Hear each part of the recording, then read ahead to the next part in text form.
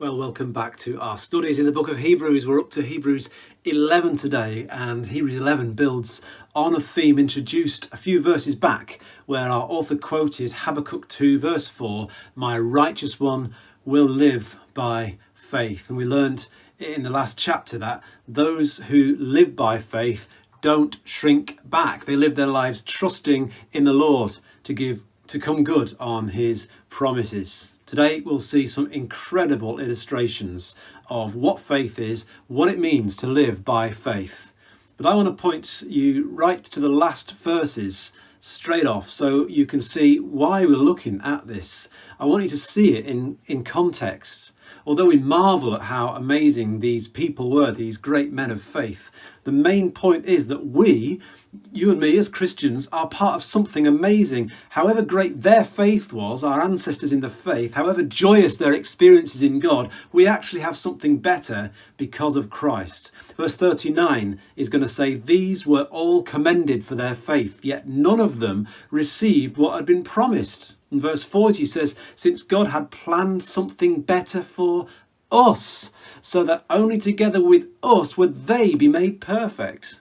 Now, you might put these Old Testament heroes on a pedestal, but without the blessing we have received in Christ, they are incomplete. Their story is unfinished. This is not meant to say how awesome we are in this current age, but to show how blessed and privileged we really are.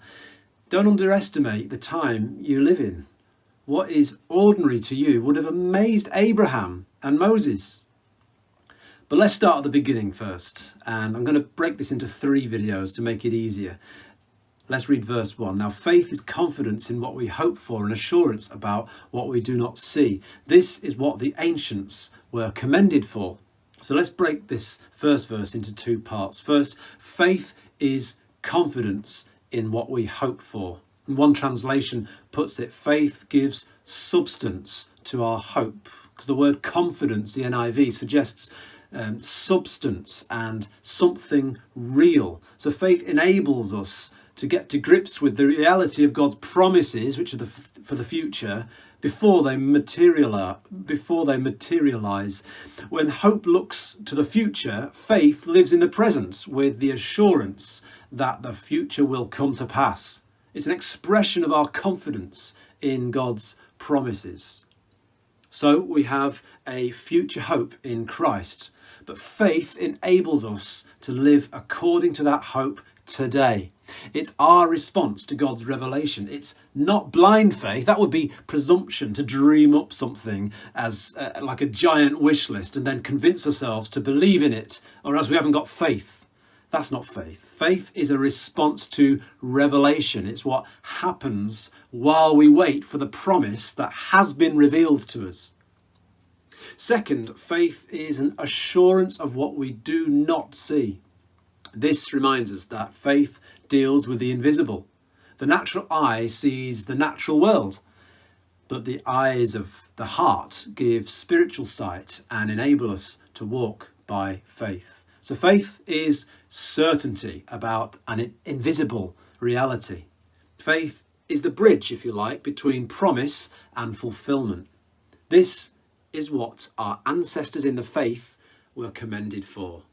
So when we look at the following examples, they should be viewed through the lens of confidence in an unseen hope. Verse 3. "By faith, we understand that the universe was formed at God's command, so that what is seen was not made out of what was visible." This is a good starting point. And I don't mean creation as a good starting point. I mean the first 4 words of this verse. They're important in themselves. By faith, we understand. It's not the other way around. Sometimes we want to understand more clearly and then we'll have faith. By faith, we understand. That's how faith works. In God's kingdom, we understand by revelation and faith. And we understand that the world was formed at God's command. Also a good starting point. The non-believer may believe he or she understands how the world began, but faith understands that it all began with an invisible source. After this verse follows a long list of those who demonstrate this kind of faith. The first three are at the beginning of Genesis and show that this living towards an invisible hope require our worship, our walk, and our willingness. Let's look at those first three in this first video, and it starts in verse 4. By faith Abel brought God a better offering than Cain did. By faith he was commended as righteous when God spoke well of his offerings. And by faith Abel still speaks, even though he is dead. So Abel offered a better sacrifice. People have debated how this was so. Was it because it involved bloodshed? Or was it some other reason, like it was a better quality of sacrifice or a better quantity of sacrifice? The real point, though, is to tie this illustration with the rest of our passage in Hebrews. Abel's sacrifice is given as an example of faith. His worship, his sacrifice was one of faith. That's why it pleased God. By faith, Enoch was taken from this life so that he did not experience death, in verse 5. He could not be found because God had taken him. It almost suggests there was a thorough search.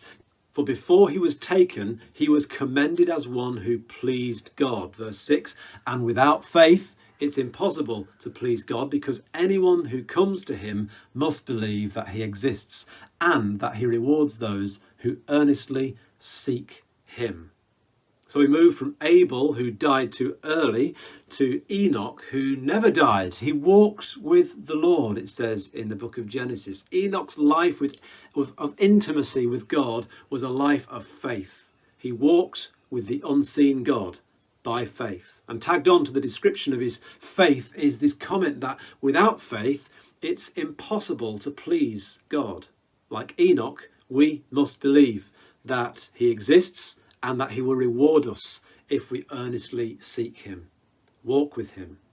Let's be like Enoch. Let's seek God's face of fellowship. So with Abel we saw worship. With Enoch we saw a walk with the Lord. Now it's over to Noah. Willingness. Verse 7. By faith Noah, when warned about things not yet seen, in holy fear built an ark to save his family. By faith he condemned the world and became heir of the righteousness that is in keeping with faith. Noah illustrates the willingness to do whatever God asks, however weird it might seem. Remember, there'd never been a flood before, there'd never been rain before, and God promised something unseen. It wasn't an easy promise to follow up on. And in this verse, it says that Noah built the ark in holy fear because God is awesome and because of the coming judgment. Holy fear. Let us too be willing to do whatever God clearly asks us to do, aware that the lives of others may depend on it. Noah's faith meant salvation for those who believed, and for others it meant judgment and death. The last part of this verse tells us that Noah became an heir of righteousness, that is in keeping with faith. And to that I'd add, so can we. Speaking of heirs, Jesus, the heir of all things, see my comments in chapter 1, or just chapter 1 itself.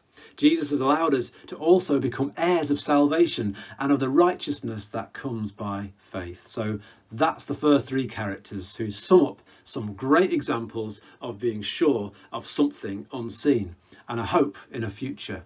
We too can express this hope and faith through our worship, through our walk, and through our willingness to obey.